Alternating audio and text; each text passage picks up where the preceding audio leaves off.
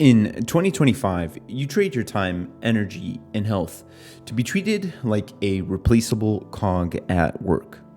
Welcome to the machine, young lad. This video reviews some truths about corporate work. I've experienced many of these, and I share them, along with the lessons that I've learned, to remind you that you're not insane. And I also want to offer some insights that may be helpful to you. Okay. Let's get started.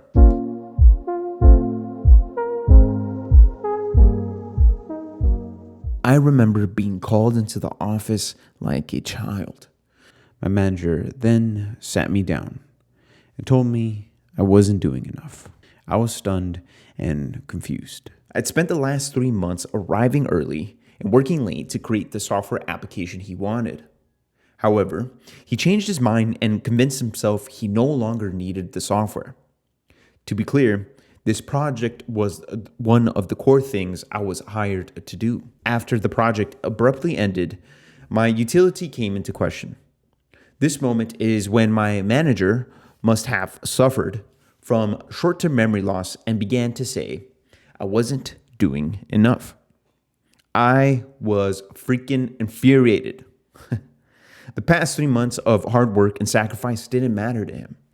In a move to defend myself and my work, I made a critical error and disagreed with his opinion. The company encourages, at least on paper, employees to speak candidly with their leaders.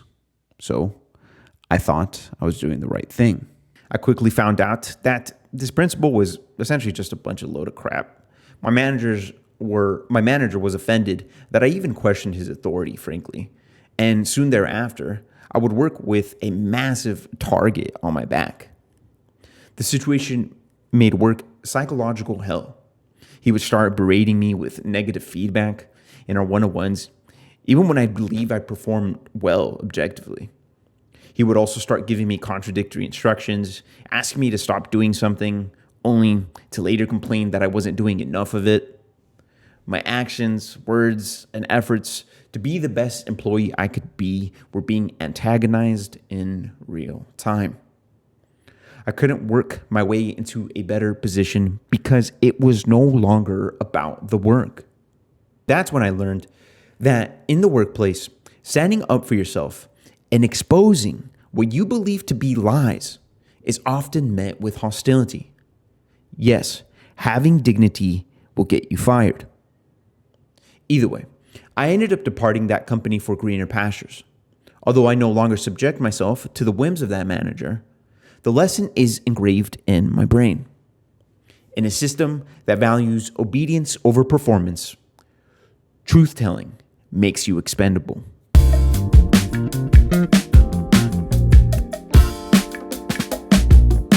Do you think any child dreams of becoming an in-office wage worker? I know I didn't. I was destined to be an artist. As a child, I spent hours hovering over my desk, sketching anything and everything. I naturally became good at the skill and became popular throughout elementary and middle school as the kid who could draw. So how did I end up as a wage worker? At school, and then as time went on, I started to believe that the God-given skills that I gravitated toward were worthless. Later, I realized I could channel this creativity into very productive skills like writing, design, engineering, and entrepreneurship. But seriously, for a time, I saw my natural creative nature with a bit of disdain. Artists don't make money after all, or so I thought. As I graduated from college and entered the workforce, the idea of me being an artist was well in the past. Simultaneously, I was shackled by student debt, struggling to pay my rent, and under a lot of pressure to succeed since I was on my own. That's when I decided to learn to code. In a few years, I went from earning little to making more money than I had ever seen in my life. I firmly pressed technology's golden handcuffs around my wrists. I didn't mind initially. I thought it was better to compromise and be wealthy than to be a broke artist. But then my time in the industry began to wear on me. Every moment of corporate managerial abuse, Game of Thrones-like politics, the red tape, endless meetings, the conniving layoffs, all of it created a massive crisis of meaning. Then I asked myself, is this life? The thought of a younger version of me innocently drawing, dreaming, and full of hope flashed before me.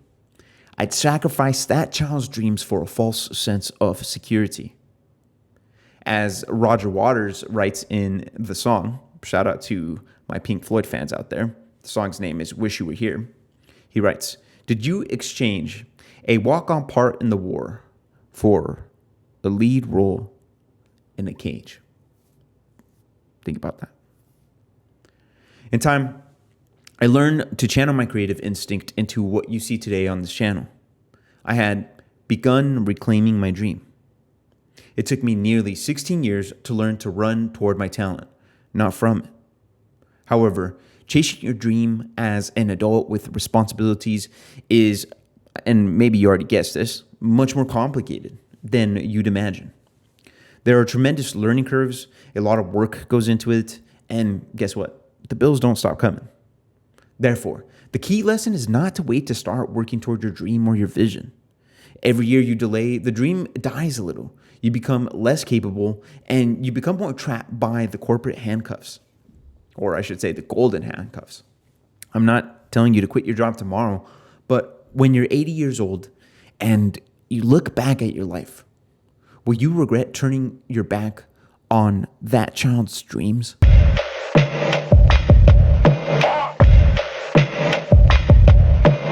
Have you ever taken a well-paying corporate job only to realize sometime after starting that you don't like the work and that it makes you miserable? When I was 26, broke, and learning to code, I would have laughed at the idea of being unhappy with money.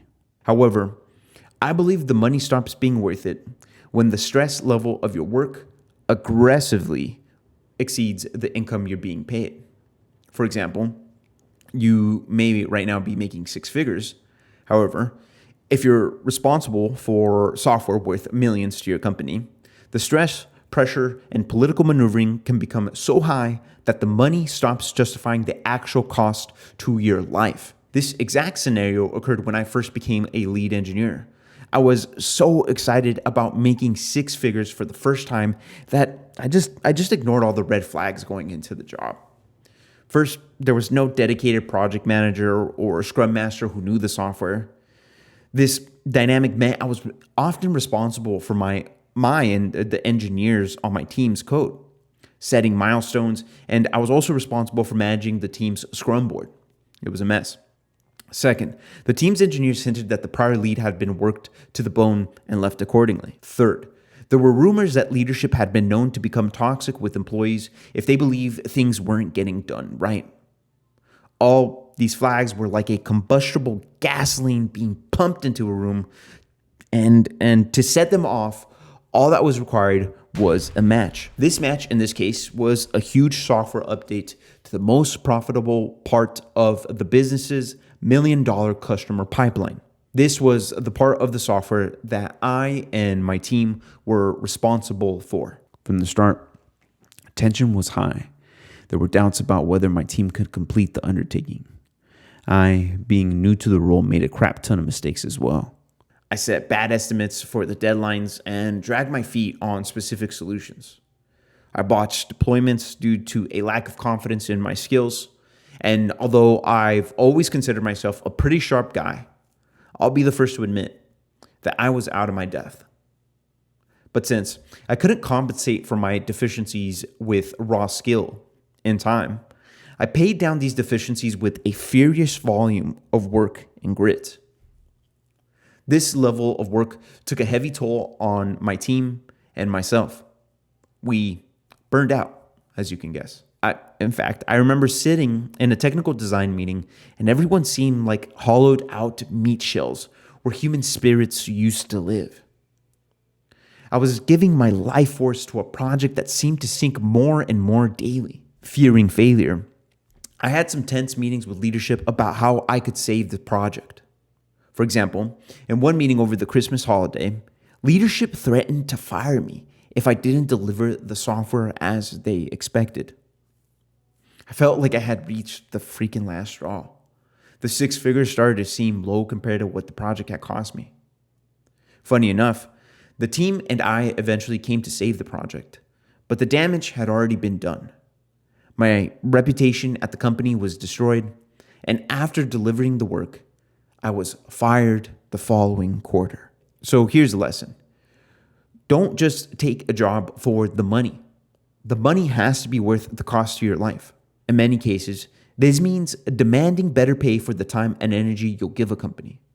But even more important is just doing your diligence on the job and the company. Make sure that this is the proper role for you. Although this might sound almost ideal, especially considering today's market, I recommend seeking opportunity where the work excites you, you're likely to be treated well, and the lifestyle suits your goals. It sounds simple, but we often, as engineers, compromise so much of what would make our lives more fulfilling for a paycheck. I'm not saying not to get your money. On the contrary, there's a paradigm where you can make more money without sacrificing so much more of your peace. Now, I don't think that money ever comes without hard work. I'm not that naive. But you don't have to destroy your life to build toward the company's goals that are not your own. It took me years to understand these lessons the hard way, but you don't have to repeat my mistakes. That's why I've created a free tech industry job report. I want to help you find career success and fulfillment in this chaotic industry. To access the report, click the link in the description box and sign up. You'll be able to access it immediately at no cost. Just enter your email. If you'd like to hear me talk more about my experience in the tech industry, check out this video here about how I overcame burnout. Okay, thanks for watching. I'll see you next time.